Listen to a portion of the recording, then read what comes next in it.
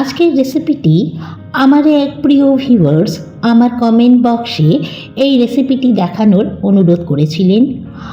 হ্যাঁ দর্শক বন্ধু, বুঝতে পারছেন নিশ্চয়ই, আজকে আমি নিয়ে চলে এসেছি অনুষ্ঠান বাড়ির স্বাদে গোটা ফুলকপির রোজ। আপনাদের সকলকেই মৌমিতাজ ভ্যারিয়াস রেসিপিসে আমন্ত্রণ।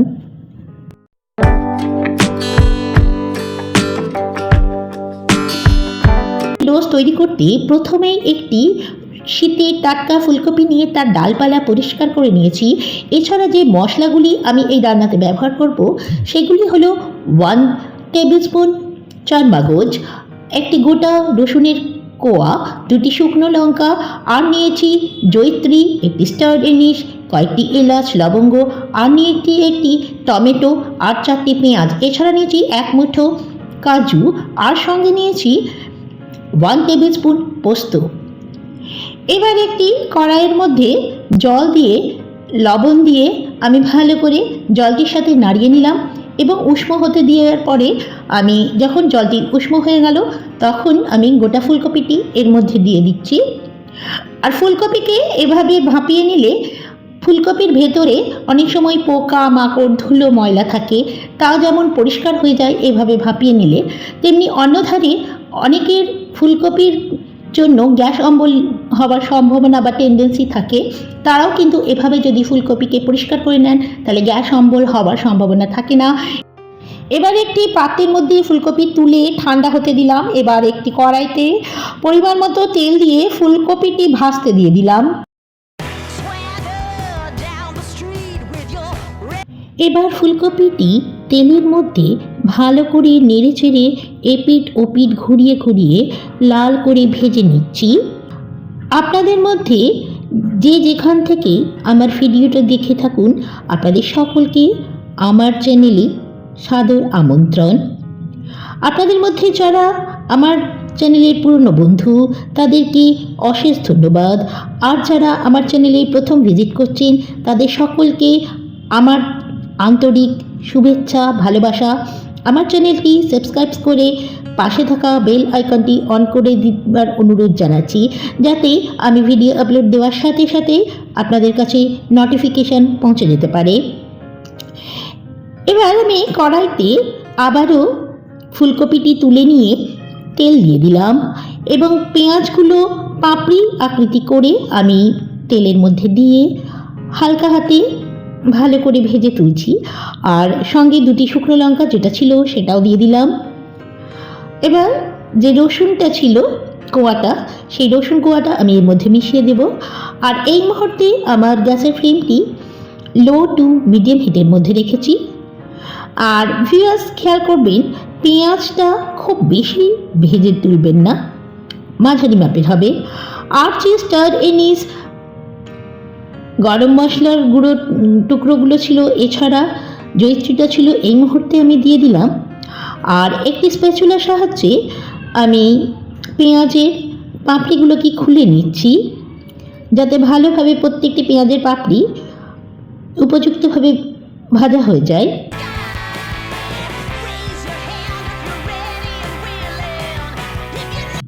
ভালো করে ভাজা হয়ে যাওয়ার পরে আমি যে টমেটোটি রেখেছিলাম সেটি কয়েকটি টুকরো করে এর মধ্যে আমি এবার দিয়ে দিচ্ছি। আবারও ভালো করে খুন্তির সাহায্যে নেড়ে নিচ্ছি। আর যে 1 চা চামচ চারমগজ ছিল সেটি এই মুহূর্তে দিয়ে দিলাম। আর খেয়াল করবেন, আমি যে পোস্ত আর কাজুটা রেখেছিলাম সেটা কিন্তু ভাজবো না, সেটা ভাজলে টেস্টটা খুব ইনক্রিজ করবে না, তার জন্য আমি ওটা মিক্সিং জারে দেওয়ার সময়তেই মিশিয়ে দেবো। ভালো করে সমস্ত মশলাটা মাঝারিভাবে ভেজে তুলে নেওয়ার পরে আমি একটি মিক্সিং জারের মধ্যে এই মশলাটি তুলে নেব।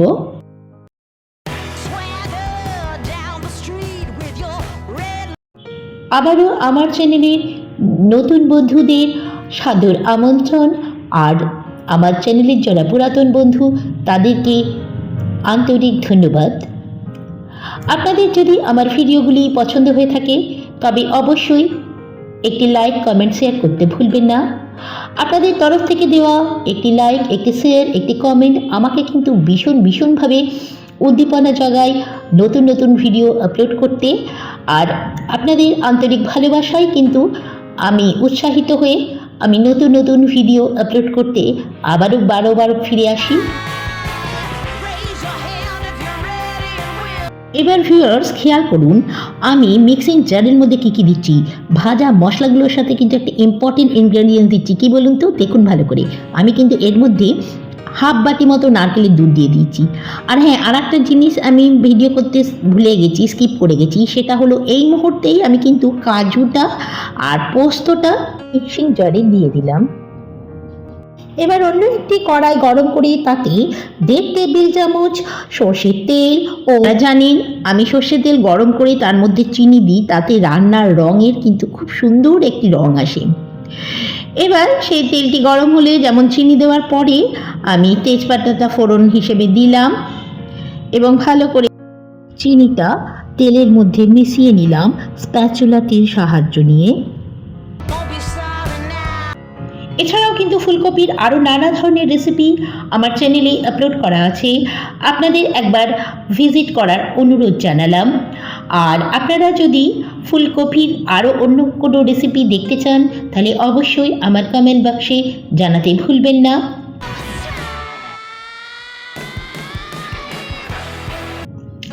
এবার তেল গরম হয়ে গেলে চিনিতে রং ধরলে আমি 1 চা চামচ ধনে গুঁড়ি এ পর্যায়ে দিয়ে দিচ্ছি আর 1/2 চা চামচ জিরে গুঁড়ি দিলাম।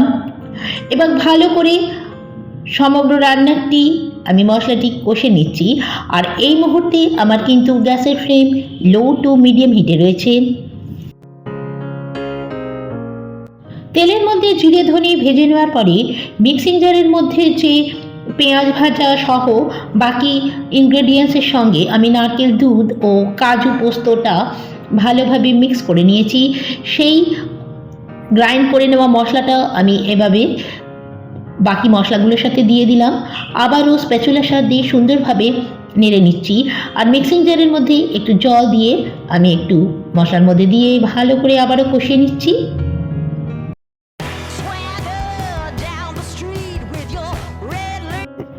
ভালো করে মশলাটি কষানোর পরে আমি এই পর্যায়ে 1/2 চা চামচ হলুদ গুঁড়ো এর মধ্যে মিশিয়ে দিলাম আর দিচ্ছি কাশ্মীরি মির্চ এর গুঁড়ো। আপনারা যদি ঝাল খেতে পছন্দ করেন তাহলে অবশ্যই শুকনো লঙ্কা গুঁড়ো মেশাতে পারেন। আমি কিন্তু কাশ্মীরি মির্চের গুঁড়ো দিচ্ছি কালার আনার জন্য। আর আমি কিন্তু এখানে ফুলকপিতে খুব বেশি ঝাল দিইনি। আচ্ছা, এবারে আমি পরিমাণ মতো লবণ দিয়ে দিচ্ছি। ফুলকপিটি সেদ্ধ করার সময় যেহেতু লবণ ইউজ করেছিলাম, এখন কিন্তু পরিমাণ বুঝে লবণটা দিতে হবে। যেহেতু খুব একটা ঝাল খেতে পছন্দ করি না, তাই এখানে লঙ্কা গুঁড়ো আমি ইউজ না করে কাশ্মীরি রেড চিলি পাউডারটা দিলাম কালারের জন্য। আপনারা যদি ঝাল পছন্দ করেন অবশ্যই লঙ্কা গুঁড়োর পরিমাণ বাড়িয়ে দেবেন, আর কালারের জন্য আপনারা শুকনো লঙ্কা গুঁড়োও দিতে পারেন। এবার ভালো করে স্প্যাচুলার সাহায্যে সমস্ত মশলাটা মিশিয়ে নিতে হবে আর অয়েল রিলিজ না হওয়া পর্যন্ত আমি মিশিয়ে নেব। এবার একটি মেন ইনগ্রেডিয়েন্টস কিন্তু আবারও একটি দিতে চলেছি, সেটা হলো আমি কিছুটা কিশমিশ জলে ভিজিয়ে রেখে এর মধ্যে দিয়ে দিচ্ছি। অনেকেই কিন্তু কিশমিশ গ্রাইন্ড করেও দিতে পারেন, কিন্তু আমার যেন ভালো লাগে যে ফুলকপির সাথে গোটা কিশমিশ দিলে বেশ, যখন স্পুনে করে ফুলকপিটা তুলবেন পাশে কিশমিশটা মুখে পড়লে খেতে কিন্তু সত্যি অসাধারণ লাগে থাকে।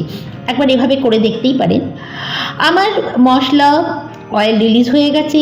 এই মুহূর্তে এসে আমি 1/2 কাপ মতো উষ্ণ গরম জল দিয়ে দিলাম। এইটাও হলো আর একটা ট্রিক্স, যে উষ্ণ গরম জল দিলেই কিন্তু যে ব্রথটা তৈরি হয় তার কালার ও টেস্ট কিন্তু বৃদ্ধি পায়। এবার আমি ভেজে রাখা ফুলকপিটা এর মধ্যে দিয়ে দিচ্ছি। আর দেখুন আমি কিভাবে মশলাটা মাখিয়ে নিচ্ছি।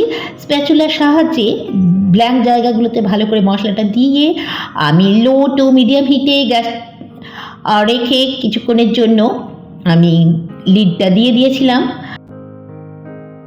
3 মিনিটের জন্য ঢাকা চাপা দেওয়ার পরে আবারও ফিরে এলাম। এবার কড়াইয়ের লিডটা খুলে নিয়ে আমি স্প্যাচুলার মাধ্যমে সমস্ত গ্রেভিটা ভালো করে ফুলকপির ব্ল্যাঙ্ক অংশগুলোর মধ্যে লাগিয়ে দিচ্ছি, যাতে ফুলকপিতে কোনোভাবেই কোনো ফাঁকা অংশ না থাকে, গ্রেভিটা যেন পুরো ফুলকপিটার মধ্যেই চলে যেতে পারে।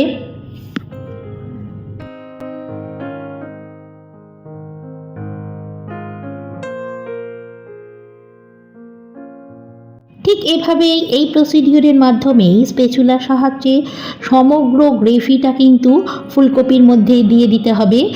ফুলকপিটাকে ওলট পালট করে আমি যেমনভাবে দিচ্ছি সমস্ত গ্রেভিটা ফুলকপির মধ্যে, কোনো গ্যাপ বা ব্ল্যাঙ্ক অংশ যাতে না থাকে, সমগ্র গ্রেভিটা আমি এর মধ্যে দিয়ে দিচ্ছি। ভালো করে নেড়ে চেড়ে ফুলকপিটাকে নিয়ে আমি ঠিক 10 মিনিটের জন্য ফুলকপিটা আবারও হতে দিলাম। এই সময় গ্যাসের ফ্লেমটি লো টু মিডিয়াম হিটে আমি রেখেছি। 10 মিনিট পরে আবারও ফিরে আসছি। আমি 10 মিনিট পরে ফিরে এলাম। আমার ফুলকপি কিন্তু অলমোস্ট তৈরি হয়ে গেছে। এবার একবার স্প্যাচুলার সাহায্যে তুলে নিয়ে দেখা যাক যে ফুলকপি আমার বয়েল হয়েছে কি না। কিন্তু গ্রেভিটা তো ফুলকপির সাথে খুব সুন্দর মিশে গেছে, দেখে নিশ্চয়ই বুঝতে পারছেন। হ্যাঁ, আমার ফুলকপি সুন্দরভাবে বয়েল হয়ে গেছে। তাহলে ভিউয়ার্স, দেখলেন তো কম টাইমে কম ইনগ্রেডিয়েন্টসে তৈরি হয়ে গেল অনুষ্ঠান বাড়ির মতো ক্রিমি টেক্সচারযুক্ত গোটা ফুলকপি রোস্ট। আপনারা এভাবে একবার ট্রাই করে দেখবেন। সমগ্র ভিডিওটি পাশে থাকার জন্য আপনাদের সকলকে আন্তরিক ধন্যবাদ। বন্ধুদের আমার আন্তরিক ধন্যবাদ, ভালোবাসা। আর নতুন ভিউয়ার্সদের আমার চ্যানেলে আমন্ত্রণ, সাবস্ক্রিপশন বাটন অন করে বেল আইকনটি অন করে দেওয়ার অনুরোধ জানালাম। ভিডিওটি ভালো লাগে অবশ্যই লাইক শেয়ার কমেন্ট করতে ভুলবেন না। আপনাদের তরফ থেকে দেওয়া লাইক শেয়ার কমেন্ট কিন্তু আমাকে নতুন ভিডিও করতে উৎসাহিত করে থাকে। আবারও একটি নতুন ভিডিও নিয়ে খুব শীঘ্রই উপস্থিত হচ্ছি। ততক্ষণ ভালো থাকুন, সুস্থ থাকুন।